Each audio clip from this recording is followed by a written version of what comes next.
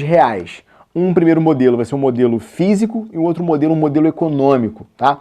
É importante que você tenha na cabeça que gráficos e interpretações gráficas é um tipo de assunto que não permeia simplesmente a vida das pessoas que trabalham com exatas. Mas, na verdade, todo tipo de informação que você vê na televisão, na internet, grande parte das vezes é traduzido a partir de um infográfico, como a gente fala, e a partir desse desenho a gente extrai dados numéricos, dados quantitativos ou até mesmo dados qualitativos. A ideia dessa aula hoje é falar um pouco sobre isso, beleza? Vamos que vamos. Nosso primeiro exemplo é o seguinte, pessoal. Observe esse gráfico que apresenta duas curvas. Esse gráfico, na verdade, ele é o gráfico que mostra para você, né, a média de temperaturas no Lago Michigan, tá? Lá na região da América do Norte. E aí, dentro desse gráfico, você tem duas curvas, uma curva azul e uma curva vermelha. Se você atentar para a legenda que está aqui, essa curva azul ela é a média das temperaturas mensais do Lago Michigan entre 92 e 2014, tá? Então a curva azul, na verdade, ela é obtida a partir de uma média entre vários anos. E a curva vermelha, ela é a média das temperaturas mensais do Lago Michigan no ano de 2015, tá? Então, se você olhar para esse gráfico, você consegue fazer algumas interpretações importantes. Você consegue ver, por exemplo, que o gráfico vermelho, ele não necessariamente é exatamente igual ao gráfico azul, mas ele possui a mesma tendência. E é legal você perceber isso, por quê, cara? Porque se as médias anuais de 14 anos atrás, elas formam mais ou menos a curva azul, a curva vermelha, dado que não houve nenhuma influência climática bizarra, né, você espera que essa curva vermelha seja tão próxima possível quanto a curva azul. E é exatamente isso que o gráfico está dizendo para você. Uma coisa muito importante para você ter na cabeça é o seguinte: antes de você olhar para a curva em si, você tem que olhar para a legenda do seu gráfico e para as nomenclaturas que aparecem no eixo vertical e no eixo horizontal. É extremamente importante isso, porque a leitura correta de um gráfico, ela não simplesmente se dá sobre a curva em si, ela se dá sobre a curva, dado que você entendeu qual é a característica que está no eixo horizontal, qual é a característica que está no eixo vertical, beleza? Então, vamos lá. Dado esse gráfico aí, pessoal, o problema pede para a gente fazer algumas considerações. A primeira é a seguinte: baseada no gráfico azul, diga em quais meses o Lago Michigan apresenta as menores temperaturas. Bom, eu vou olhar para a curva azul, que está bem aqui, que é essa curva azul, tá, do nosso gráfico, e a partir dela eu quero saber as menores temperaturas. Bom, as menores temperaturas, de acordo com o nosso desenho, elas estão mais ou menos nessa região aqui. E essa região aqui, ela cai mais ou menos em cima do mês de março. Então você pode olhar para o gráfico e falar com alguma medida que as temperaturas mais baixas desse lago estão nas proximidades do mês de março. Isso se confirma não só pela curva azul, mas também pela curva vermelha, tá? Depois, baseado no gráfico azul, diga em quais meses o Lago Michigan apresenta as maiores temperaturas. Se você notar com atenção, as maiores temperaturas estão nessa região aqui, que eu estou colocando essa nuvenzinha azul, né? Mais ou menos essa região está caindo mais ou menos em cima de qual mês? Mais ou menos em cima do mês de agosto, né, com alguma medida. Então ali, próximo de agosto, setembro, você tem as maiores temperaturas para o Lago Michigan. E faz sentido porque, como o Lago Michigan está na América do Norte, né, na época de agosto, setembro,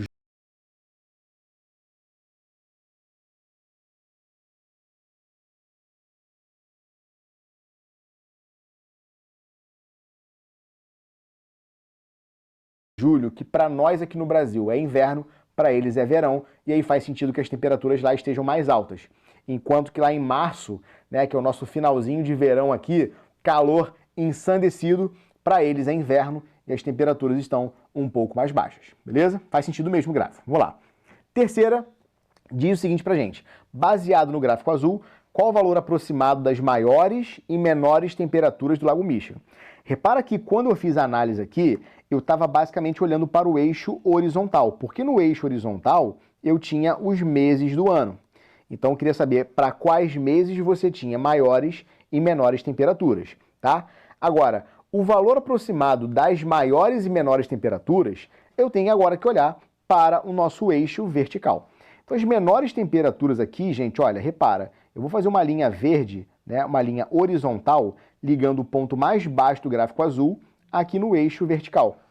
Repara que você tem uma temperatura entre 1 e 2 graus. O 1 está mais ou menos aqui, o 2 está mais ou menos aqui. Então, as menores temperaturas ficam entre 1 e 2 graus. Já estou usando, inclusive, a notação de intervalo que você conhece muito bem, a notação de intervalo aberto, tá? E as maiores temperaturas? Bom, as maiores temperaturas, elas ficam nessa região aqui, ó. As maiores temperaturas estão mais ou menos aqui, estão fazendo uma linha horizontal mais ou menos por aqui. Elas são ali nas proximidades de 21 graus, 22 graus, mais ou menos. Então, as temperaturas maiores são um pouquinho maiores do que 20 graus, tá certo? Então, essas informações são importantes porque no eixo horizontal você viu os meses do ano para os quais a temperatura era mínima máxima, e no eixo vertical você viu, de fato, as temperaturas máximas e mínimas para essa questão do Lago Michigan. Perfeito? Tranquilo? Próximo exemplinho, vamos lá. Nosso próximo exemplo, gente, é o seguinte. Observe agora este gráfico que mostra o crescimento do PIB argentino do início dos anos 60 até a década de 2010. Então, repara o seguinte, olha, esse gráfico aqui, na verdade, os pontinhos que vão aparecendo são as marcações do PIB, né? Que são esses pontinhos que eu estou destacando de preto. Lembra que naquela aula de gráficos, a gente falou um pouco sobre as linhas. As linhas, na verdade, elas dão um sentimento da tendência do movimento dessa característica que está sendo observada. Então, ó, num primeiro momento tem uma queda no PIB, uma queda forte, que vai ao PIB negativo, depois eu tenho uma subida forte, e ele se mantém numa região positiva, volta a cair, ou seja, eu tenho uma tendência de crescimento e decrescimento, e claramente isso aí está associado a alguma variável econômica e histórica também política, né? A pergunta do problema é uma pergunta mais matemática.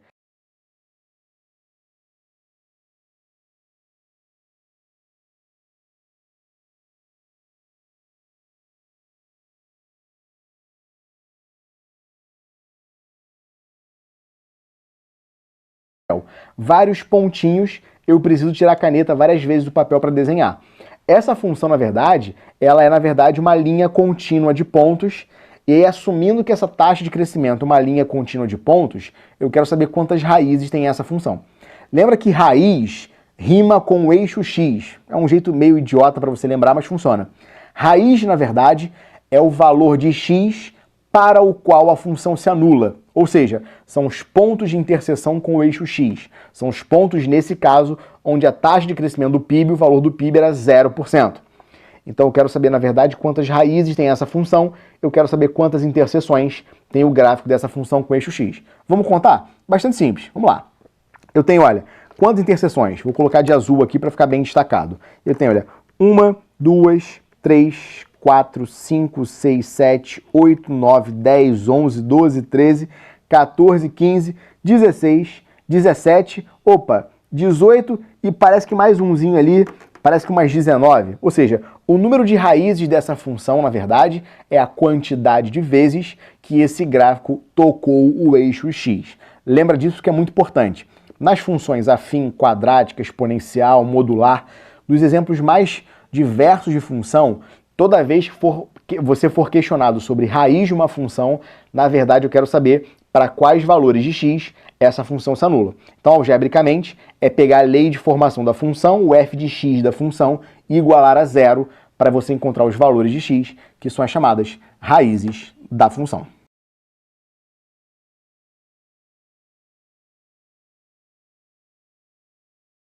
Fala galera, aqui é Marcelo Rainha e hoje a gente vai conversar sobre os pontos notáveis de um gráfico.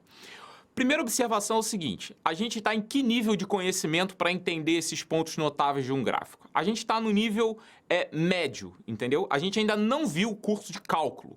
Então, os pontos notáveis de um gráfico, eles vão ser máximos e mínimos locais e suas raízes, beleza? O que é uma raiz? Lembrando que uma raiz é aquela que corta o eixo X. Bom, vamos ver alguns exemplos aqui comigo.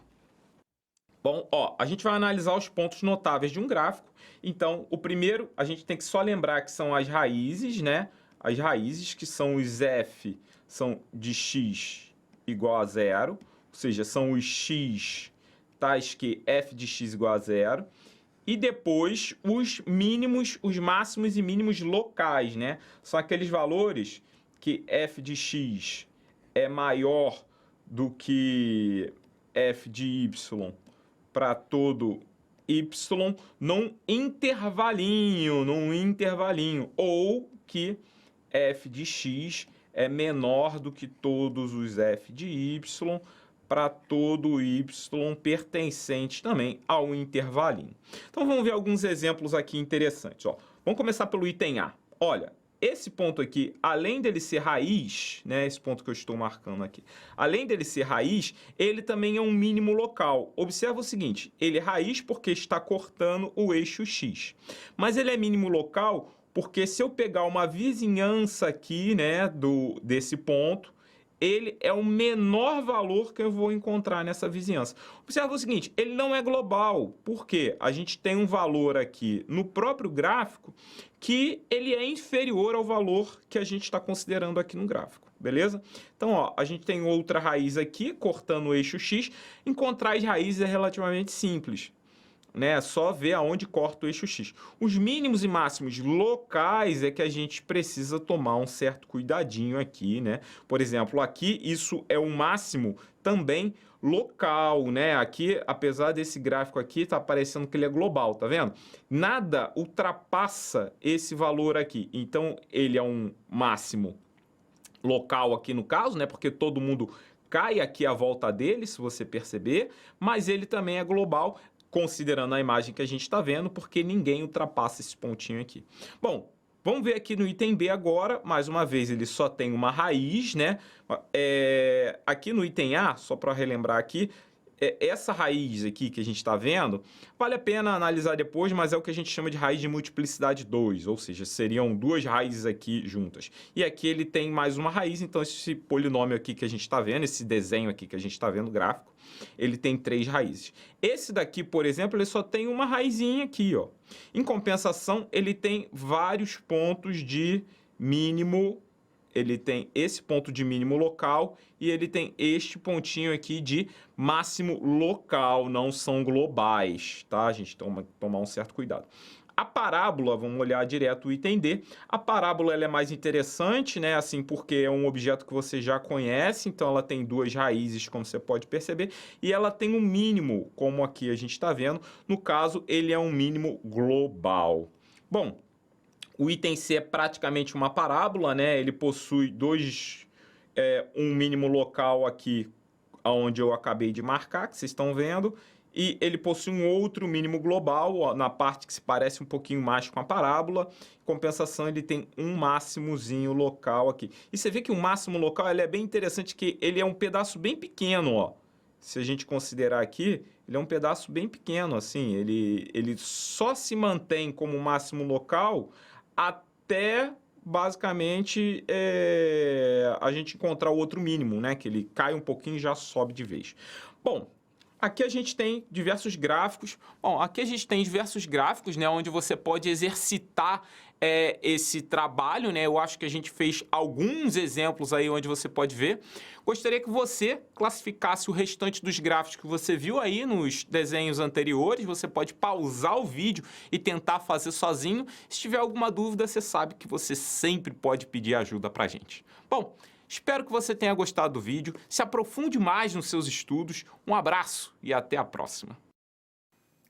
Fala galera, aqui é Marcelo Rainha e hoje a gente vai conversar um pouquinho sobre os pontos notáveis de um gráfico. É claro que isso é de acordo com o nível que a gente está estudando e aqui a gente está entendendo gráficos e interpretações gráficas num sentido mais próximo àquele que a gente tem do ensino médio. Beleza? Então, vem para o slide aqui para a gente fazer um reconhecimento, beleza? Então, aqui a gente, né, apresentou 5 gráficos para vocês e a gente vai fazer uma análise dos pontos notáveis. O primeiro, né, conjunto de pontos notáveis são os f de x, são os valores x, correto? Tal que f de x é igual a 0. Esses valores, eles são conhecidos como as raízes da função, né? As raízes da função. Então, as raízes da função são aquelas que encontram o eixo x, beleza? Então, assim, observando os gráficos que a gente tem aqui, a gente pode observar que, ó, por exemplo, no gráfico de C, eu vou circular todas as raízes. Então, esses elementos aqui são raízes. Outro, né? Aqui esses são imediatos, raízes, né? Aqui, no item B, por exemplo, a gente tem raízes não reais, mas isso fica para outra história, né? Aqui a gente está conversando sobre raízes reais, e as raízes reais são aquelas que encontram o eixo X. Outro ponto importante no gráfico são o que a gente chama de máximos e mínimos locais, né? São os valores de X, tal que f de X é maior ou menor, no caso, né? Do que vou botar aqui, são os valores f de x0, tal que f de x é maior ou menor do que f de x, né? Para x numa determinada vizinhança. Por exemplo, esse ponto que eu marquei aqui no gráfico C em vermelho, ele é um mínimo global. Você pode perceber que a função aqui, ela sobe se passa desse ponto, e ela sobe também se está antes desse ponto completamente. No gráfico de A, a gente pode perceber aqui que a gente tem pontos que são raízes também, né? Por exemplo, esse ponto é um ponto de mínimo local. Por que ele é mínimo local, Marcelo? Porque a gente tem um valor que pode ser menor do que ele. Então, ele é local, que é nessa vizinhança aqui, ó. Nesse momento, ele antes sobe e depois sobe. Assim como este pontinho aqui, ele é classificado como um máximo local. Por quê? Antes do ponto, eu sei que isso tem uma tendência de queda, e depois desse ponto, isso também tem uma tendência de queda. São máximos e mínimos locais, que é diferente aqui quando a gente analisa no item D, que a gente tem um mínimo, né, que é a famosa parábola, a gente tem um mínimo global, né, porque ele é o menor ponto que a gente acontece. O V, né, que a gente tem na história aí. Então, ele é um mínimo global. Esses gráficos têm outras peculiaridades interessantes que podem ser analisadas em outro momento, tá? Mas observa também o gráfico de B aqui, ó. B, a gente tem um mínimo local aqui, que antes a gente sobe e depois a gente também tem uma subida. Contudo, eu tenho outros valores que são menores do que esse ponto que a gente está avaliando aqui. Isso garante para a gente que esse mínimo aqui, ele é durante um determinado momento. Você não consegue dizer depois. Voltando aqui para a gente, é interessante você conseguir olhar um gráfico e reconhecer esses pontos. Mais uma vez, você pode estar analisando o gráfico de uma ação, você pode estar analisando o gráfico de uma pandemia e entender qual é a tendência de queda ou tendência de alta que aquilo está acontecendo. É claro que essa análise que a gente fez foi uma análise fria, né? Foi uma análise simplesmente de olhar o gráfico e não entender as tendências do gráfico. Para entender essas tendências, aí você vai precisar ver o curso de cálculo, mas um passo de cada vez. Aqui foi apenas um primeiro reconhecimento sobre esses pontos notáveis, raízes e máximos e mínimos locais. Tudo bem? Então, espero que você tenha entendido um pouco mais sobre esse conteúdo. Um abraço e até a próxima.